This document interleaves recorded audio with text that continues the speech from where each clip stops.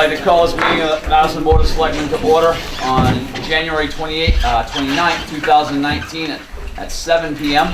Please join me in saluting the flag. I pledge allegiance to the flag of the United States of America and to the republic for which it stands, one nation, under God, indivisible, with liberty and justice for all. Let the record show all selectmen are present. Consent agenda warrant dated number 18, 114, 19. Payroll register number 2, 110, 19. Number 3, 117, 19. And number 4, 124, 19. Move to accept. Second. I have a motion and a second to accept the warrants and payroll registers as read. Any questions? Seeing none, all those in favor? All in favor, the motion carries. Discuss acceptance of the meeting minutes from January 14th, 2019. So move to accept. Second. I have a motion and a second to accept the meeting minutes of January 14th, 2019. Any questions? Seeing none, all those in favor? All in favor, the motion carries. Old business, Mr. Moody? None for me, Mr. Elias? None for me, Mr. Chairman. Mr. Savage? No? Mr. Duchamp? None tonight. No. Items of communication, Mr. Town Manager? Just a couple of things to pass along to you. I had a conversation with some folks from Waste Management, and I realized that at our last meeting, I misspoke about contaminated recycling and penalties. And I was led to believe that it was going to cost the town $20,000 in recycling penalties this year. After looking at it, there is a $20,000 expense. Only about $4,500 of that is recycling penalties. The other $15,000 is what we've continuously paid for handling of materials at the back gate, like fluorescent light bulbs and propane tanks and items with Freon in them. So we normally pay about $15,000 a year for that. So I wanted to clarify that since this is the first meeting since we discussed that. I've been in touch with Waste Management about some of the other details that the board had brought up, and I've got some information I'll bring back at a future meeting. The only other thing I wanted to pass along is that this Thursday, Maine Municipal's Legislative Policy Committee meets for the first time to begin reviewing legislation that's coming forward that will affect things like revenue sharing and homestead exemptions. So I'll be able to give a further report on that as we go through the legislative session. That's all I've got. All right. New business, number 1, a public hearing to people who care food covered. Town Manager? First of all, thank you to everyone for coming out tonight. It's always nice to see a full house, and especially since we're discussing a very important asset to our community, something that has served our community and other communities so well for a long time, and we trust it will continue to do so. The reason that the selectmen are having this public hearing specifically about the people who care food covered is at the town office, I've received a number of emails and calls and letters and even people coming in that are concerned that the town of Madison is trying to somehow alter or affect the operations of the food cupboard. People have said that they've heard that the town is going to stop letting the food cupboard open on Saturdays or not let them have the hours that they want to have. The town has no interest in trying to alter or change the hours of the operation of the food cupboard. If you want to be open as much as you want to be open, that's fine with us. We think you operate well.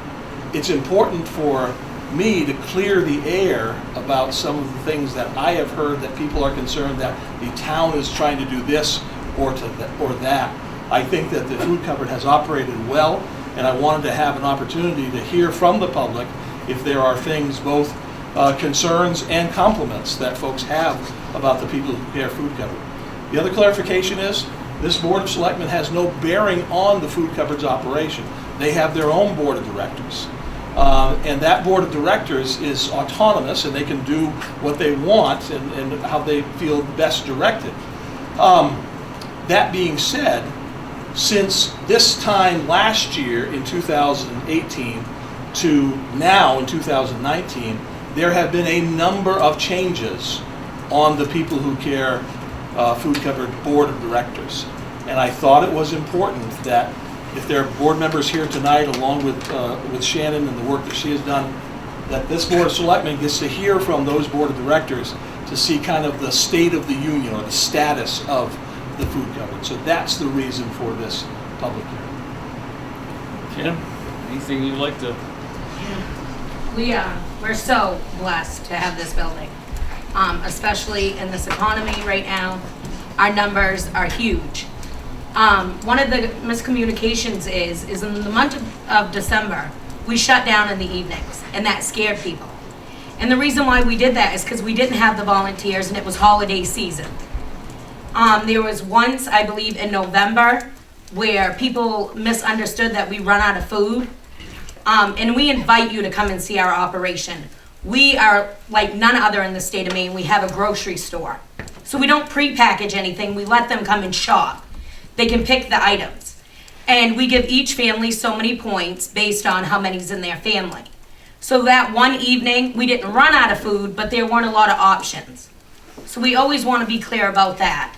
Yes, there's been a lot of changes. The board and myself believe it's for the good. And we look forward to just completing our mission like we have. And that's feeding 2,786 households in the 5 towns we cover last year. So thank you, Board of Selectmen of Madison. We appreciate your support financially and the building. Could I ask the people who are on the board of directors if you just stand up to see? I don't recognize very many people here, so, all right. Quite a Are few missing this more? evening. Yes, Val Roy's the co-chair, Jeff Sproul, Amanda McManus, and Wayne McLaughlin. All right, just to make sure everybody hears exactly what Tim said, we're not here to regulate the food cupboard. That isn't our, we're not gonna shut down hours. That's up to Shannon and the board to decide that stuff, and that's where we stand on that. I mean, I don't think there's anybody else have anything to contribute? Any other comments in the audience? Could I ask a question? Yes. Mr. Elias, I'm sorry. I'm looking at, Sorry, you're next. I'm looking at going from $1,350 to $12,000 stipend.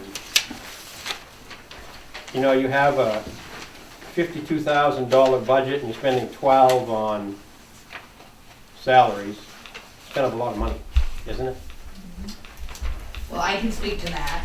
When I came in, I was a volunteer. Barbara Santiago approached me and said they would like to hire an executive director, like any other cupboard in the state of Maine, except for this one functions different because not only do we answer to the municipal funding, we answer to the state and federal. The paperwork and the work on the cupboard to rescue food is 7 days a week, and somebody has to be responsible to do that. Not always do you have volunteers. We're also a part of a program called FedCap. I don't know if any of you know what that is. It's the local people in this town that get TANF or food stamps. They have to volunteer at a work site, and that's 40 hours a week.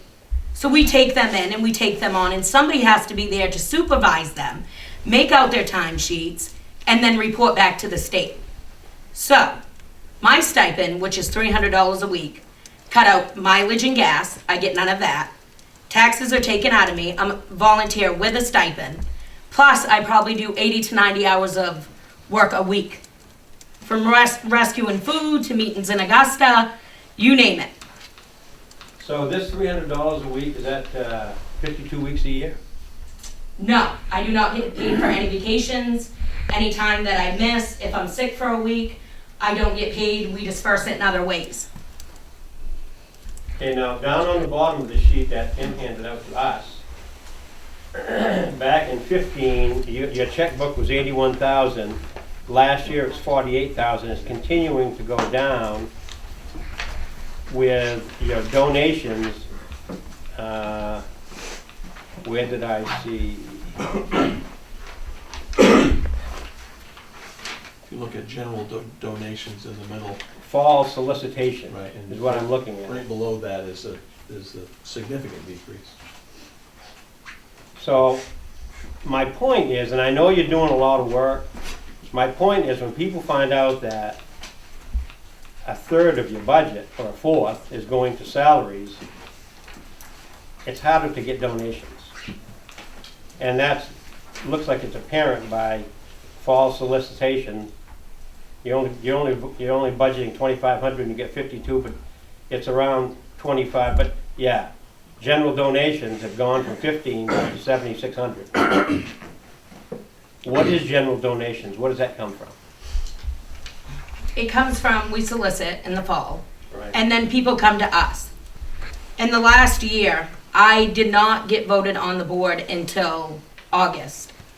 I was just their executive director, which the board itself decided they needed to pay somebody. One way or another, things needed to get done to ensure the cupboard's success. So, when I came on in August, if we had got people that called and said they wanted to give monetary donations, instead we asked for them to do the shopping for us. And we never collected the data on that to reflect our loss and profit sheet.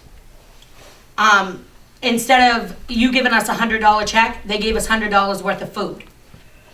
It cuts out a lot of travel time. I mean, because we use Save-A-Lot, Hannaford here in town. I mean, the list goes on and on. Wherever we can find the sales, we go. Plus, we rescue 6 days a week here in Madison from Hannaford and 1 at Walmart. That's 7 days. So what we don't get for food there, we have to purchase. So what are you gonna do under your profit, your net profit loss? 2 years ago, you lost 6,000, last year 10,000. If it keeps going down, what are you gonna do? Well, we are in hopes that it's not gonna go down. We're working on some things, right now. Maybe some grants. We'll revisit it again in June. But we're hoping to get the loss and profit back where it needs to be in 6 months. And Rhonda will make sure we're keeping on track with that. We've met with our CPA, we know there's a problem. We spent money in redoing the cupboard and lots of money that we will never spend again. But we have to find a different way of revenue. So, with that being said, if we could find a volunteer or volunteers to take my position, we'd be gladly do that in a heartbeat.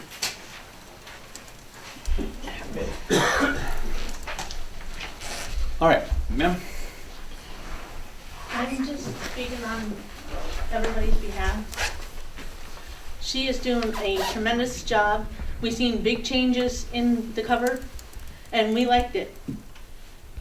I have elderly friends who couldn't get down to it, and now they're slowly but surely coming and getting their food.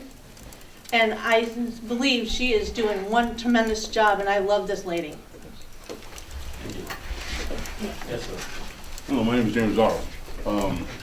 I'm a volunteer for People Who Care right now, and I've been coming to this cupboard for emergencies in the last, 6, 7 years since I've been here. And I've watched the changes quietly that have occurred, okay, within the cupboard. The changes are for the better, not for the worse.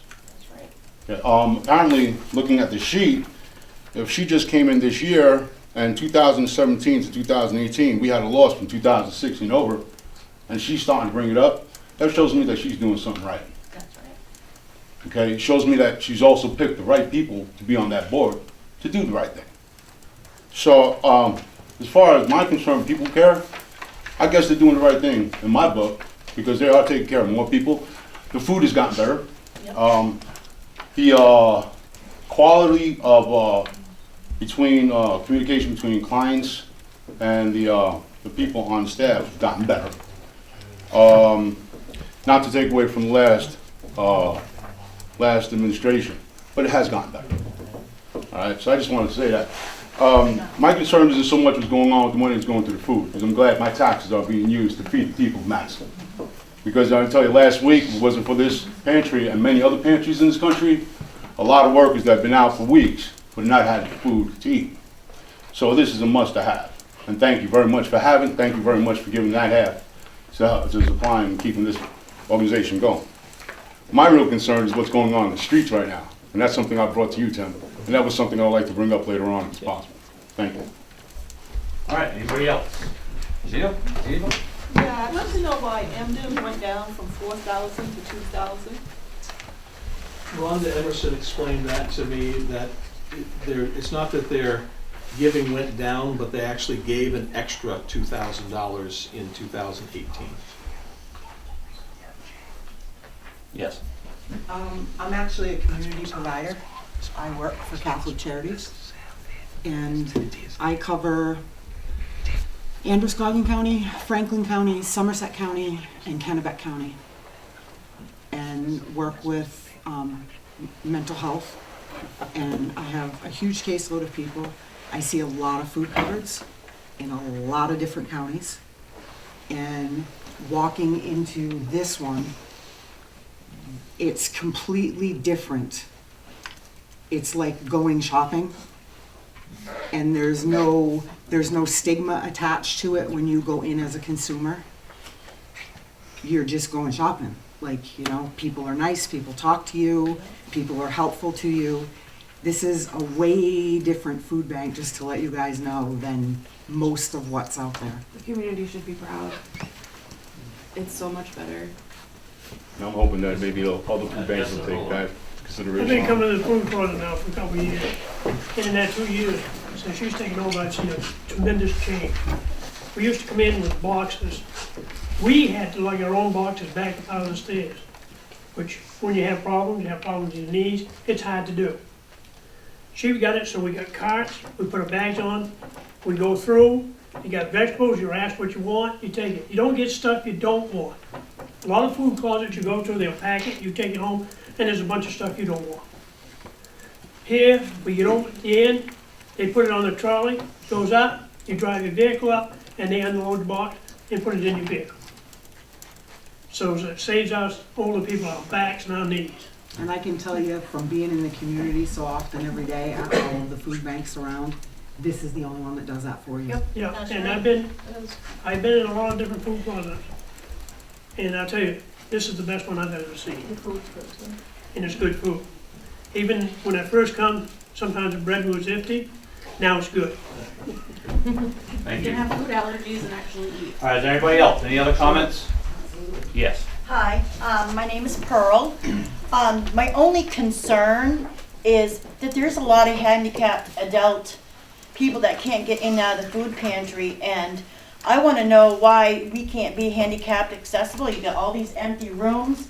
It'd be much easier for them to come in and walk through than to figure out how we're going to get them in there, how we're going to get them out, how are we going to get them their food.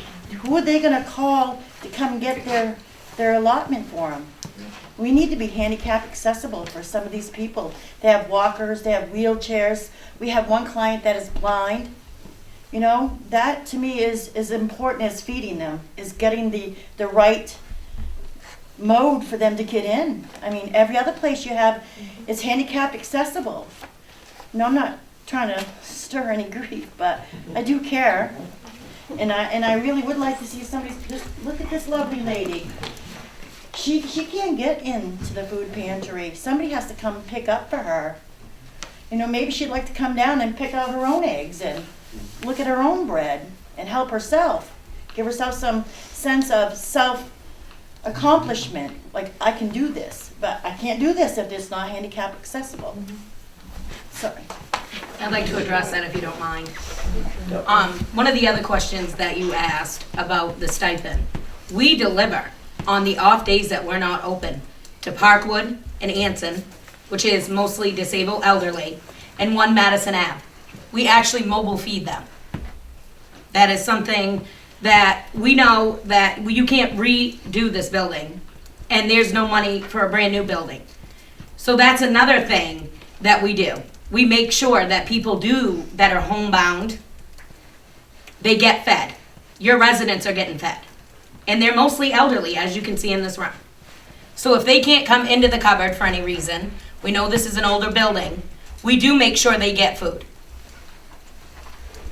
Okay. Yeah, Tammy Murray from the town of Anson. I've had multiple conversations with Tim and Shannon on some of the stuff here. My major concern is I think you guys do a great job. I guess I'll start with that. Great volunteers. But my concern is how you're picking your volunteers. A volunteer is a true volunteer. I don't care what community they come from. If they're willing to volunteer, you take them all. I'm not sure why a board is hand-picking volunteers. The meaning of volunteers and why the original bylaws, it was on volunteer basis. So I believe everybody should be allowed to volunteer. I'm not sure why it's being hand-picked.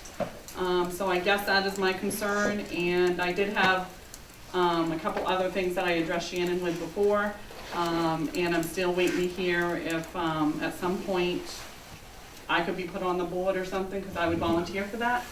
So I just wanted to put that out there, and I think all volunteers should be accepted, not just picking them. Everybody has something to contribute to the community, and I think it's a volunteer community. All right, any other comments? Talking on the volunteers. I went to Shannon and I says, I've been coming to the meeting, I want to volunteer. She says, come down. She didn't pick me. I offered. She said, come.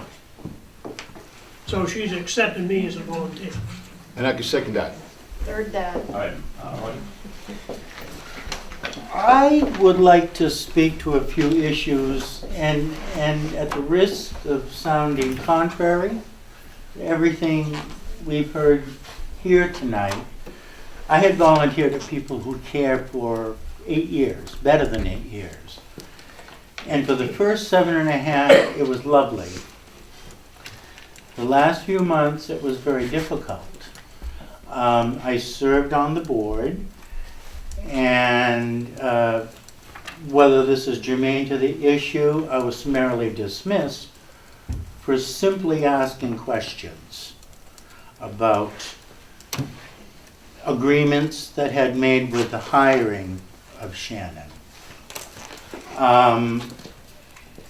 I think as a board member, one should feel free to ask questions that pertain to the running of the food cupboard and promises made. Yes, I think the food cupboard is a wonderful, wonderful program. If I didn't feel that way, I wouldn't have volunteered there for as many years. However, with the changing of the guard, I found it to be somewhat stifling and not always getting the truth when asked questions. And that stemmed from the top. Many things were said to me and other volunteers that certain things had to be that way because you said so. And that was told to me by Shannon. As time went on, I was beginning to question more and more of whether or not what was being put forth was the truth.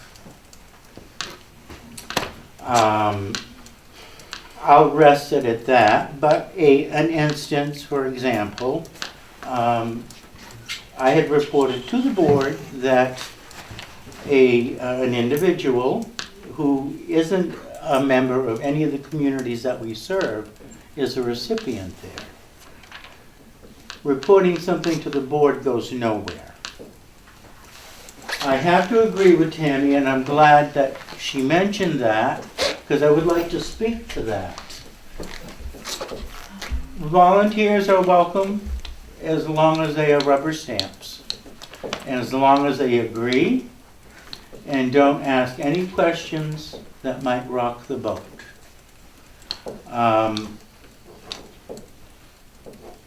I was yelled at, screamed at on my dismissal, and there were other matters that needed to be exchanged, like who was responsible for getting the food from St. Sebastian to the food cupboard, and was dismissed.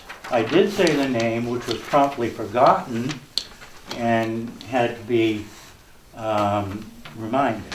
So, that being said, I just felt that I needed to share my views on that. Thank you. Thank you, Roger. All right, any other comments? All right, see, yeah, it isn't different than what you had to say before, then we're gonna kind of hold off maybe, but if it's something completely different, you can go ahead. We can respond to what people say, Well, correct? and I don't think we need to get respond. Well, why not? In the bylaws, it states, Stop right there. When you asked me to speak. All right? Okay, go ahead. You guys use Save-A-Lot and stuff for donations? Where? Water billing, 100%. So you use out-of-town supplies and services. We use Hannaford a lot though. So if someone came from out of town that couldn't get to another food cupboard and didn't have food, I was If gonna they- address that if you allow me to. That Go part. ahead. To be a part of TFAP, that's our federal government, and that's the guidelines that we follow. Every year we have each client show us their residence and sign into a contract. But when we sign into the contract to get the federal food with the government, which is a whole different ballgame because that's government issued food, you have to let anybody come in and take TFAP food. They don't take food that the town of Madison or any other town had bought, but they take that. The federal government food, that's segregated, that's a whole different issue. They can have that. No matter where they're from, they can come in if we're a working cupboard. Again, we're a 501(c). We have been since 1982. The board governs what goes on in the cupboard. As far as us hiring or firing volunteers, that's gonna happen any place. We need to make sure that these people are treated with the utmost respect at all times. Always. There is never any decision, and I am speaking as the chair, and there's other board members here, made without the whole board or Ernie Hilton, which is our lawyer. He is also involved in any decision of any letting go of a board member. I want to be very clear there. Very clear. As far as volunteers, of course we always welcome them. I would like to be able to just be the chair and work outside of the cupboard. It's a labor of love. But we have to have volunteers that we can count on, that are gonna follow through and make sure Wednesdays happen. Wednesday evenings are for working families here in Madison. And we get a lot of them. They're coming in their uniforms from the nursing home, from gas stations. They're so thankful. The good outweighs the bad. And we would welcome any of you at any time. Please come down to the cupboard, meet these people that vote you in. Meet them. Let them see, I want you to see the good, how thankful they are that actually the town of Madison, and that's why Tim gets referred to a lot. You give us this chance. You give us the funding to set it up as a grocery store. You give us the building. So of course, constantly it's gonna refer back to Tim because Tim does these things. He extended the playground. Now we have a beautiful seating area. I don't know if you guys have seen it with a TV so that nobody's corralled on the stairs like they used to be. And that was the other idea of extending the hours. Nobody has to stand outside in the weather and nobody has to stand on the stairs. There's really good things happening. I invite you to come see it yourself. With that being said, the people that are on the board are business people. Val Roy, he's the chair. Jeff Sproul, he owns Guyverson's. These are people that make decisions on the board, have owned businesses, and are a wonderful asset to us. All right. I will, no other questions? We'll move on. You wanna move on? I just have a couple of questions and comments. First of all, I had asked Shannon to provide a copy of the bylaws, and thank you for doing so, and I tried to make as many copies so that people could see them. Bylaws are so important to any nonprofit board because they're kind of your constitution, they kind of guide your activities. And I just wanted to ask and just clarify a couple of things. One, under Article 4 in the bylaws, it does give the authority to the board to dismiss and bring in people as that board decides. So that is in your bylaws, it's well within the operation. But do you have a secretary, Yes, a member of the board? yes. According to your bylaws in section 4, the secretary shall by law keep a true and accurate record of meetings. So do you have minutes? We do. Okay, so my question is, over the course of the last 7 or 8 months where there have been different chairs of the board, different people on and off the board, different treasurers of the board, do you have a written record that shows when those changes were made? Of course. It Okay. was special meetings. Just clarify that Yes. you've got those in writing, if anybody ever wanted to see the whys or look at the minutes, because it's public information. As long as you request the board, we will give Okay. you that information anytime. The other thing I just wanted to bring up is the way these bylaws are structured, it does give the opening, it doesn't explicitly say you should never pay somebody. So it's fine that you're operating that way according to the bylaws, but the way it's set up is the chair is the chief executive officer of the operation. And I believe that's the way it's been run for many, many years. 15. But the treasurer is also an important person in regards to the day-to-day operations, because it says in your bylaws, the treasurer shall act as the food cupboard coordinator, and that role shall serve as the executor in charge of the food cupboard operations. So is your treasurer acting that way now, or is that your role? Actually, the treasurer now is one of the founding people of People Who Care, Janice Farland. And Janice, don't take this the wrong way, at her age, I aid her. She's 80 years old. She's at the cupboard at least 5 days a week. And yes, I aid her in whatever she has to do. I'm there with her. And I also want to say that these are volunteers that have been with the cupboard since 1978. They're up there in age, but we aid each other and we get it done. Janice is our treasurer. She does a wonderful job. And whatever she can't do, I do. So the only thing I would recommend, having served on nonprofit boards myself, the only thing I would recommend is if you are going to alter the structure, make sure you go through the due diligence of updating your bylaws. And these bylaws are about 10 or 11 years old, and so it may be time to do an update so that you make sure your operations are consistent with what you have in writing. So that's my recommendation. All right, thank. Tammy? So you're the director, correct? No, I'm the board chair. Okay, but you get a stipend as a director. No, I do not. We hired an executive director. And who's, I stepped down. She could not do the job. okay, so who's the executive director? There's no executive director. It's board run by the bylaws. So nobody's getting a stipend if there's no executive? I can get a volunteer stipend. I'm not a paid employee. I get no compensation for what I do. If you look back, Tammy, at other years, there was people getting gas Right, money. I get all that, but what I'm asking is, who is the executive director who's getting the stipend? If there isn't one in place, There's not. okay, so you are the chair of the board that's getting the stipend? Yes. And is that how the bylaws are set up, Tim? From my reading of the bylaws, there's nothing that explicitly says you can't do that. That's why I would recommend, if you're going to continue this way, you might want to put something specific to stipends in your bylaws. Right, and to answer that question, Tammy, federal laws also govern us as a 501(c)(3). Yep, I know all And that. so, right, and if you go and look at the law, we can pay a stipend to anybody, no matter who they are. But it cannot exceed such an amount. And no matter what that stipend is, they are to pay taxes and report to their CPA and the board.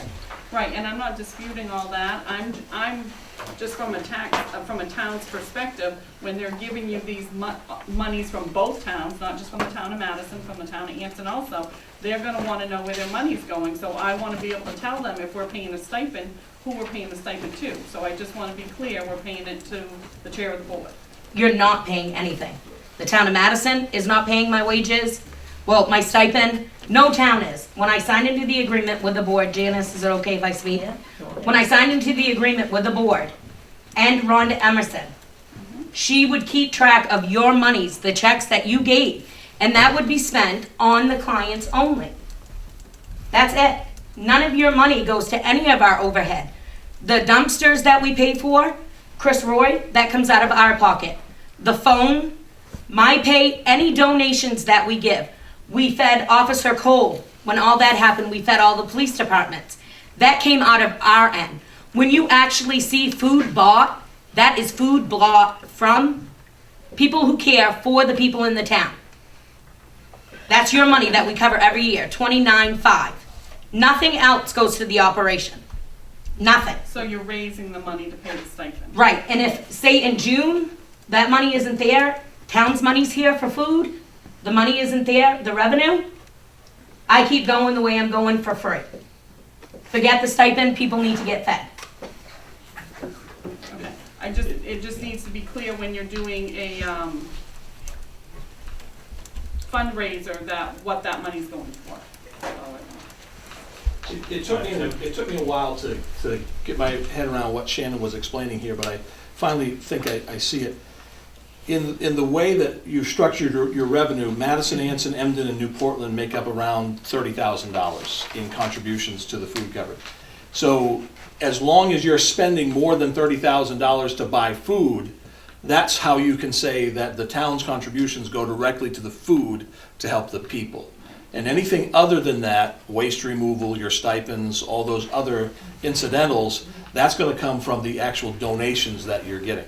But to Tammy Murray's point, it's important that when you are out there raising money, that people know that part of what they're giving is going to pay a stipend. I think that's an important piece. Right, and as a business, we don't feel that it is. We're no different than any other charity in this town. And what happens after the municipal funding, people know what I do. All right, thank you very much. I'm going to close the public hearing at this point, and we will move on with our agenda. Thank you very much for coming.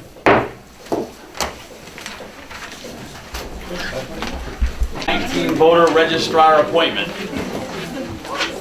All that I need is someone to make a motion to appoint Kathy Estes as voter registrar. All right, I have a motion and a second to appoint Kathy Estes as voter registrar. Any questions? Seeing none, all those in favor? All in favor, the motion carries.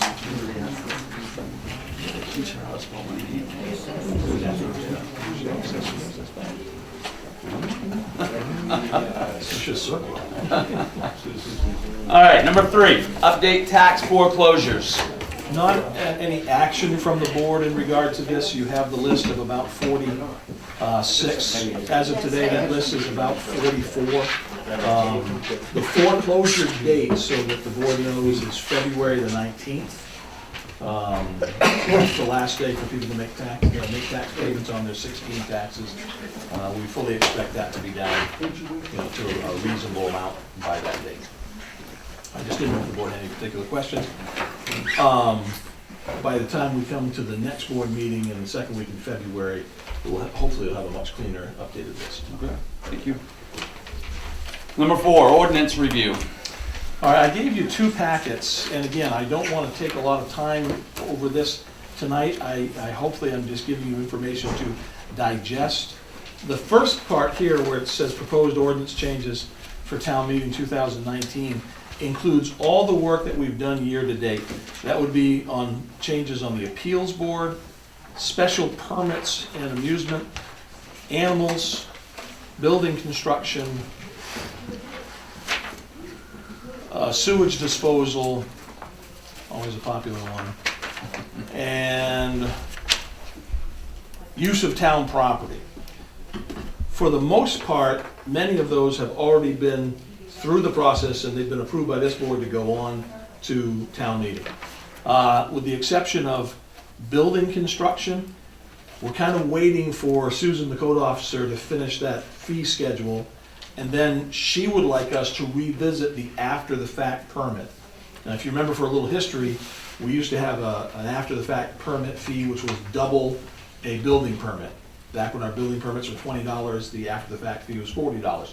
Town meeting changed that a couple of years ago to a very stiff $500. Code enforcement's going to make some recommendations, maybe going back to a double or triple impact rather than the flat $500 fee. I think that's about all I wanted to touch on that. Coming down the road before town meeting will be the parking ordinance, chapter 399, and Susan is working on shoreland zoning, and floodplain updates. And those will be for the regular town meeting in June. She's working on the planning board on those. She's working with the planning board, and they're almost done, and they'll be coming down the pike. So I gave you all 18 pages of chapter 399, which is the ordinance on, we call it the parking ordinance, but it's basically called vehicles and traffic. Jeff Wright, road commissioner, Mr. Elias, and myself went over a broad view of it, making some edits and suggestions here and there. I did send it down to Sheriff Lancaster. He reviewed it, he made some comments and suggestions. This is not something you want to rush. You want to get as much input on this as possible. So I give it to you in the edited form right now. We'll set aside some time at the next Selectmen's meeting to go over it in more detail. Any questions for the town manager? All right, seeing none, Selectmen's concerns. Mr. Moody? None for me, Mr. Elias? I went to get a cup of coffee and we're down to selectmen concerns. Oh, we're moving. Holy cow, none for me, Mr. Chair. All right, Mr. Savage? Mr. Bouchon? No, boss. All set, citizens concerns. Citizens concerned. Yes, sir. Oh, sir. You know, my name is James Otto. I live right here at 117 Point Avenue. We've been having an issue with traffic here, starting at 4 o'clock in the morning. We're talking about truck traffic that's been coming through here. You live where? Right across the street. Actually, that way. Right that way. Yo, I'm standing here. It's right that way. Yeah. Right across the street. I have brought this to Tim before. What we're requesting over here, because I'm part of also the Madison Neighbor Watch, which we're trying to get a little bit more solidified. We've been looking, starting at 4:30 in the morning. For some reason, the truck traffic comes through here, but I mean, they come through here doing felony speed. You can feel the houses shake. I am experiencing right now damage because of what's going on in the roads. Because of this truck traffic, the damage is happening right there. You can walk right out the road and look at it. The roads are destroyed. Now, I spoke on my own behalf when I first moved there. I spoke to the city, the state, find out about the roads, why this is happening. Turns out that this road wasn't really meant for that kind of truck traffic. The road in the back was. That's why they have that access road. That's what it was built for. My concern is not so much changing traffic, whatever. It's just slowing them down. Because they're coming through here going crazy, and we have children that cross these roads. We don't have a crossing sign here for the children that use the area here, which is supposed to be accessible to them. They're not slowing down for them. I have documented proof of tractor trailers just zooming by while children are waiting at that crosswalk. And not only that, but also we have pedestrian traffic as well that's going through here crazy as well. They're not obeying the 25-mile-an-hour zone on either way, coming from town or coming off of 201. Last year we had a tractor trailer jackknife into somebody's property in the middle of the winter because they were going above the speed limit. When is something going to happen, sir? You know, all I'm concerned about is somebody getting killed or my property getting destroyed. Right now my property is being destroyed. I have proof of cracks in my foundation from the constant barrage of trucks coming over these cracks that have developed the road, especially on Edward Street. You go on Edward Street, that road has been destroyed because trucks have been using that illegally to turn off on. And I've documented proof. There's not even a sign from the main road here that says Old Point Avenue, Edward Street is the no truck zone either. So they turn right off of here, right onto that road, not knowing that that's not a drive-through for trucks. And I'm not talking about regular, Fords. I'm talking about Peterbilts. These trucks, I'm talking about trucks hauling wood. So, sirs, I'm asking, what can the town do for us? Because this is starting to get a little bit too much over here. And it's not just damaging my property. You ask anybody who lives in the Four Corners there, and they'll tell you the same thing. They're experiencing the same problems. That's all I want to bring to your attention, sir. Thank you very much. I think Tim has that information. I think he'll get with the sheriff and see if he can get somebody to come down and check that out. And I don't know. There are a couple small things we can do with signage. One is if we were able to get a blinking crosswalk, that would be beneficial. Yeah, it would be. And there's some programs to the state that you might be able to do that. Also, I agree that there needs to be a no truck traffic sign on Edward Street. And we've talked with the road commissioner that Edward Street is on the schedule to be repaired and brought up to speed. We've been spending a lot of time upgrading Kennebec Street, which is the road we want the trucks to use. Yeah. And it's just a matter of trying to get people used to that. The truck traffic is not going to go away. Oh, I know that. No, it's not. I've told you that before. Right. It's not about stopping the truck traffic. We need it. Number one, it's commerce. Right. Okay, so that's basically the point. But to obey the rules of the road. Right. You know, if they're doing 25, you can tell when they're doing 25 miles an hour because you don't feel the vibrations in the household. You know, especially when they're going over the cracks that have developed in the road. You know, you can tell when they're going fast. Your house shakes. So we just want them to stop. That's all. I mean, just follow the rules of the road. And if we could put up a couple extra signs. I mean, I went on my own, and I know you guys probably knew about this, but I had the state put up a speeding a radar to show people how fast they were going coming in from the church. I was up there last year, and it showed that they were speeding up and coming out of 201. But it should have been put, believe it or not, coming from town, because that's when they pick up. They pick up the minute they hit that hill right there. Right, and they come straight down this way, jackrabbit. And sometimes it's 3 or 4 deep at 4:30 in the morning. You know, you're sleeping, all of a sudden you wake up thinking there's your house is in the middle of some kind of earthquake in Maine. We'll check in with that, we'll check with those signs, and we'll see if we can get that slowed down for you. Thank you very much. It's not just for me, it's for everybody in the neighborhood. Yeah. You know, I'm speaking on their behalf also because I told them I was going to be here tonight. So. Yeah. Thank you. Thank you so much, gentlemen. Appreciate it. All right, any other citizens' concerns? Seeing none, we're looking for an executive session to discuss an economic development matter pursuant to 1 MRSA 4056C. So moved. Second. We have a motion and a second to do an executive session to discuss economic development pursuant to 1 MRSA 4056C. All those in favor? All in favor, the motion carries. We are in executive session at 7:47.